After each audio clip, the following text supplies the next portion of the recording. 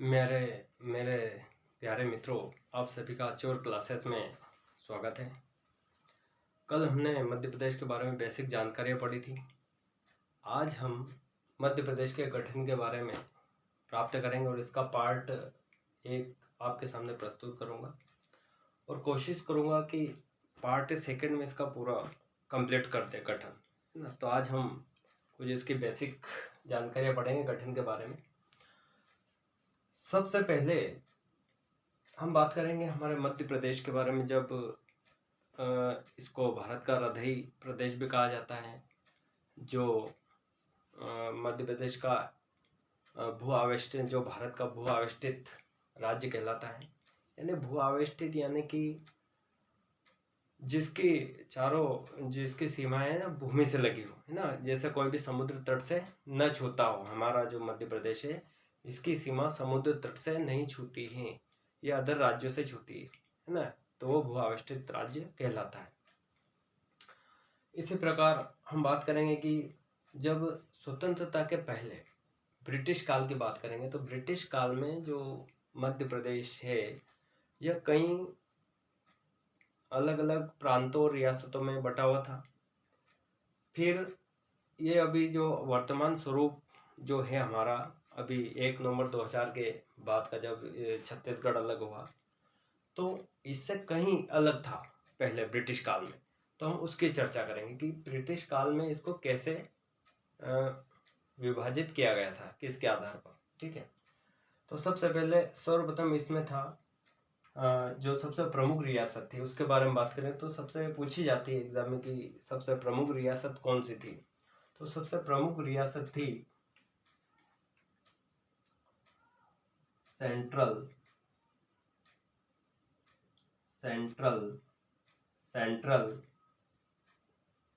Province and Brar, ये सबसे प्रमुख रियासत थी।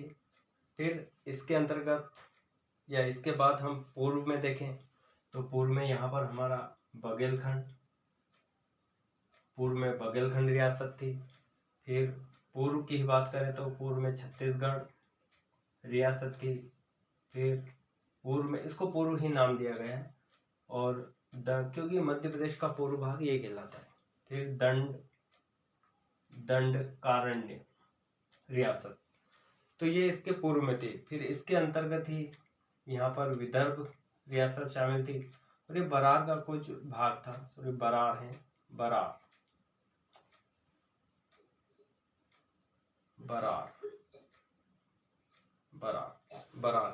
Central province and Berar. ठीक है, फिर इसके बाद अगर हम देखें इसके अतिरिक्त और भी रियासतें थी। जैसे पश्चिम की बात करें तो पश्चिम में यहाँ पर थी मध्य भारत रियासत। फिर इसके उत्तर में देखें तो उत्तर में थी विंध्य प्रदेश रियासत। और इसको मध्य में, जो मध्य के अंतर्गत रियासतें आती थी उसमें थी एक तो हमारी भोपाल और एक यहाँ पर थी महाकौशल। तो ये रियासतें मध्य के अंतर्गत आती थी। अब इन्हें कोई फिर विभाजित किया गया था पार्ट ए, बी और सी के अंतर्गत। अब पार्ट ए के अंतर्गत इसको कैसे विभाजित किया, क्योंकि ये फिर स्वतंत्रता के बाद जो इनको विभाजित किया गया उसके अंतर्गत हम बात करेंगे कि स्वतंत्रता के बाद आधुनिक मध्य प्रदेश का क्रमिक रूप से परिवर्तन किया गया। तो उसके अंतर्गत हम बात करेंगे सर्वप्रथम central province and Berar, Baghelkhand, Chhattisgarh, Dandakaranya, Mahakaushal, Vidarbha और बरार का कुछ भाग। तो इसको पार्ट ए स्टेट बनाया गया। इन सभी को मिलाकर पार्ट ए स्टेट बनाया गया। किस किस को? Central province and Berar, Baghelkhand, Chhattisgarh, Dandakaranya, Mahakaushal, Vidarbha, इन सभी रियासतों को मिलाकर पार्ट ए स्टेट बनाया गया, जिसकी कैपिटल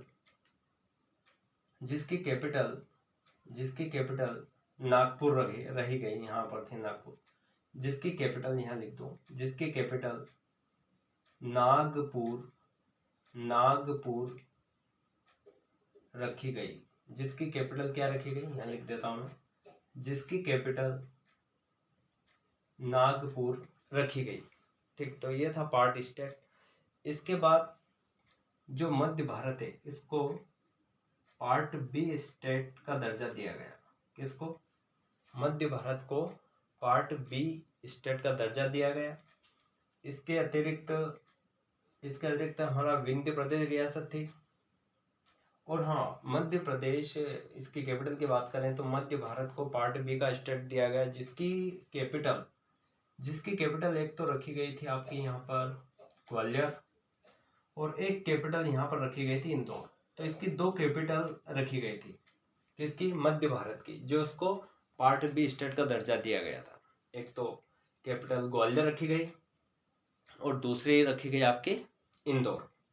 इसके अतिरिक्त विंध्य प्रदेश को पार्ट सी का दर्जा दिया गया। जिसकी कैपिटल यानी जिसकी राजधानी रीवा को बनाया गया। जिसकी राजधानी किसको बनाया गया? रीवा को बनाया गया। ये एग्जाम में पूछा जाता है। ठीक है, फिर इसके अतिरिक्त क्या हुआ? अब भोपाल रहा, तो भोपाल को एक स्वतंत्र प्रांत बनाकर पार्ट सी के अंतर्गत रखा गया। किसको?